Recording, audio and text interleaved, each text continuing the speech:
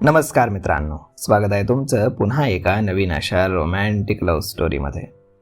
तर मग चला सुरुवात करूयात आजच्या या भागाला. सकाळी गाथाला जाग आली आणि तिनं डोळे उघडले. ती तिच्या घरी नाही तर देवसोबत त्याच्या फार्म हाऊसवर होती. तिनं देवकडे पाहिलं जो तिला बिलगून झोपला होता. तिच्यासमोर कालचा प्रसंग आला. किती काळजी चिंता होती त्याच्या डोळ्यात, त्याच्या बोलण्यात. तिनं लग्नाला होकार दिल्यानं किती आनंद दिसत होता त्याच्या चेहऱ्यावर. ती एकटक त्याला पाहत होती. त्यानं हळूच डोळे उघडले आणि तिचा चेहरा एकदम त्याच्या चेहऱ्याच्या समोर पाहून तो गालात हसला. गुड मॉर्निंग, तीही हलकसं हसत बोलली. Good morning. त्यानं त्याच्या नाकाला नाक घासलं. घरी जाऊयात का? सगळे काळजी करत असतील, ती काळजीनं बोलली. डोंट वरी, मी कालच मायाला फोन केला होता. त्यानं तिच्या कपाळावरती आपले ओठ टेकवले आणि ती पुन्हा डोळे बंद करून त्याला बिलगली. गाथा, हां, एक विचारू? बोला ना.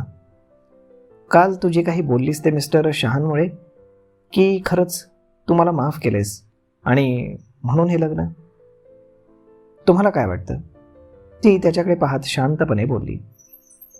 माझं मन म्हणतंय की तू खरंच सगळं मागे टाकून मला माफ केलंस. आणि बुद्धी? आणि तुमची बुद्धी काय म्हणतीये? ती पुन्हा बोलली. बुद्धी म्हणतीये की कदाचित कालच्या प्रकारामुळे तू हा निर्णय घेतलायस. गाथा उठून बसली आणि तोही बसला. दोघे एकमेकांच्या डोळ्यात पाहत होते. कालच्या प्रकारामुळे तुम्हाला तसं वाटणं साहजिक आहे, पण तसं नाही आहे. मी बऱ्याच दिवसांपासून तुम्हाला सांगण्याचा प्रयत्न करत होते, पण माझा इगो आडवा येत होता. वाटत होतं तुम्हाला माफ केलं तर मी स्वतःवर अन्याय करेन. आपल्या आयुष्यात जे काही झालं त्या सगळ्यात मी तुमची काहीही चूक नसताना फक्त तुम्हाला जबाबदार मानलं, दोषी ठरवलं आणि तुमचा रागराग केला. पण यामध्ये मी हे विसरले की माझ्या अशा वागण्यानं आणि गैरसमजुतीमुळे मी आपल्या मुलीवर अन्याय करतेय. 4 वर्ष मी तिला तुमच्यापासून दूर ठेवलं. कदाचित त्यावेळी तुम्हाला भेटून सगळं सांगितलं असतं तर आज परिस्थिती वेगळी असती. And thanks to mister Shah, त्यांच्यामुळे मला तुमच्याबद्दल निर्णय घ्यायला फार मदत मिळाली. देव न समजून तिच्याकडे पाहू लागला. काल पार्टीमध्ये मी त्यांच्या मिसेसला भेटले. त्या दोघांमध्ये फक्त नावापुरतंच नातं आहे. तो माणूस त्याच्या पत्नीची जराही काळजी करत नाही की तिच्या मनाचा, भावनांचा जराही विचार करत नाही. तिच्यासमोर तो परस्त्रियांकडे लगेचच आकर्षित होतो आणि त्यांच्या पुढे पुढे करतो. हे सगळं पाहून तिला काय वाटत असेल याचा जराही विचार तो माणूस करत नाही. परंतु दुसरीकडे तुम्ही आहात. 4 वर्षांपासून आपलं नातं मानता आहात, जपता आहात. मी तुमच्यापासून दूर होते तरीही तुम्ही कधीच कुठल्या परस्त्रीकडे पाहिलं नाही की कोणाचा विचारही तुमच्या मनात आला नाही. तुमच्या हृदयामध्ये माझी जी जागा आहे ती कुणीच घेऊ शकलं नाही आणि तुम्ही ती कोणाला दिलीही नाहीत. मी तुमच्या आयुष्यात नक्कीच परत येणार या विश्वासावरती तुम्ही माझ्याशी अजूनही एकनिष्ठ राहिलात. या सगळ्या गोष्टी हेच सांगतात की तुमचं माझ्यावरती किती प्रेम आहे. मला माहीत आहे माझ्या होकाराची वाट पाहत तुम्ही आयुष्यभरही थांबला असतात. माझंही तुमच्यावर फार प्रेम आहे, पण इगो, राग यांच्याखाली ते प्रेम, तुमच्याबद्दलची ओढ दबून गेली होती. घडलेल्या घटनांना तुम्हाला जबाबदार धरून मी माझ्या मनाभोवती स्ट्रॉंग असण्याचं आवरण चढवलं होतं. सतत मनाला बजावत राहिले की तुमच्याशी आता माझा काहीही संबंध नाही. आता ग्रीशा हेच माझं आयुष्य, हेच माझं प्रेम. आमच्या आयुष्यात तुम्हाला कधीच स्थान राहणार नाही. But I was wrong. कितीही ठरवलं, प्रयत्न केला तरीही माझ्या मनाला मी तुमच्यावर प्रेम करण्यापासून नाही रोखू शकले. आशूच्या साखरपुड्याच्या दिवशी तुम्हाला पाहिलं आणि तिथेच माझा निश्चय गळून पडला. मन पुन्हा तुमच्याकडे ओढ घेऊ लागलं. प्रेम भावना पुन्हा जागायला लागल्या. कितीही समजावलं, प्रयत्न केला तरीही मी नाही थांबवू शकले माझ्या भावनांना. गैरसमजातनं आधीच आपण दोघांनी खूप काही गमावलंय. मला आता पुन्हा अजून काही गमवायचं नाही देव. मलाही तुम्ही हवे आहात. तुमचा तो स्पर्श, तुमची ती आश्वासक आणि सेफ मिठी, तुमची काळजी खूप मिस केलं मी. मला आता तुमच्यापासून अजून दूर नाही राहायचं देव. माई बरोबर बोलत होत्या. गोष्टी वेळेत व्हायला हव्यात तरच त्यांचं महत्त्व असतं. आधीच मी फार उशीर केलाय, आता अजून उशीर करायचा नाही. ग्रीशा आपली मुलगी आहे, तिला सगळ्यांसमोर स्वीकारायचं आहे. ती रडत बोलली आणि देवनं आनंदानं तिला मिठी मारली. बस, आता हे शेवटचे अश्रू आहेत. यानंतर तुझ्या डोळ्यात मला एकही अश्रू दिसता कामा नये.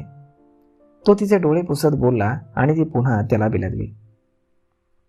फ्रेश हो, आपण घरी जाऊयात. नाही, आताच म्हणालीस ना घरी जायचंय. आजचा दिवस थांबूया ना इथे, ती अगदी क्यूट फेस करत बोलली. ओके, तो अगदी खुश होत बोलला आणि तिला मिठीमध्ये घेऊन थोपटत राहिला. इकडे शिव आणि माई देव आणि गाथाबद्दल बोलत चहा घेत होते. राधिका देवाची पूजा करत होती. काय सांगतोयस शिव? देव आणि गाथा रात्रीपासून फार्म हाऊसवर आहेत? माई आश्चर्यानं बोलल्या.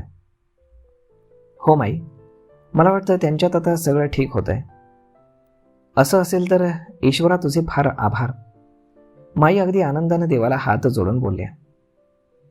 शिव, माई, राधिकाच्या ओरडण्याचा आवाज आला आणि दोघेही पळतच तिच्याजवळ आले. राधिका, शिव काळजीने बोलला. मला पोटात फार दुखतंय, ती रडत बोलली. शिव, हॉस्पिटलमध्ये जायची वेळ आली आहे.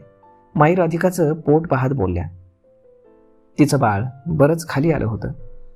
शिवनं तिला दोन्ही हातांवर अलगद उचलून घेतलं आणि गाडीत बसवलं. तिच्यासमोर माई बसल्या आणि शिवनं गाडी हॉस्पिटलकडे घेतली. शिवनं हॉस्पिटलमध्ये फोन केला आणि त्याच्या टीमला डिलिव्हरीची सगळी तयारी करायला सांगितली. मी देवला फोन करते, माई बोलल्या. नको माई, आज इतक्या दिवसांनी त्याच्या आयुष्यात हा दिवस आलाय, त्यांना डिस्टर्ब करू नका. राधिका तितक्याच त्रासातही बोलली. शिवलाही तिचा अभिमान वाटला आणि माईंना कौतुक. त्यांनी तिच्या चेहऱ्यावरनं हात फिरवला.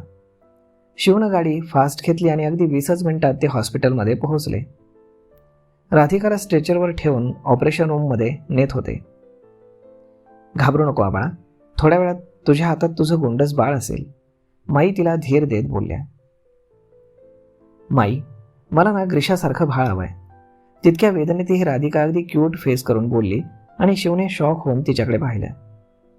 बिलकुल, श्रीकृष्णाचं नाव घे, ते यातून तुला लवकर मोकळं करतील, माई हसत धीर देत बोलल्या. ऑपरेशन रूम आली आणि राधिकाला आत नेलं. शिव पण तिच्यासोबत होता. माईने जपमाळ काढली आणि ईश्वराचं नामस्मरण करत राधिका आणि तिच्या बाळासाठी प्रार्थना करू लागल्या.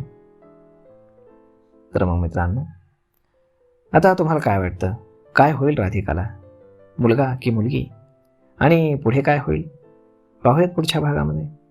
तोपर्यंत तुम्हाला आजचा हा भाग, ही लव्ह स्टोरी कशी वाटली हे तुम्ही आम्हाला कमेंट करून नक्कीच सांगा. आणि जर आवडली असेल तर आपल्या जवळच्या मित्रमंडळींसोबत देखील हा व्हिडिओ तुम्ही शेअर करायला विसरू नका. धन्यवाद.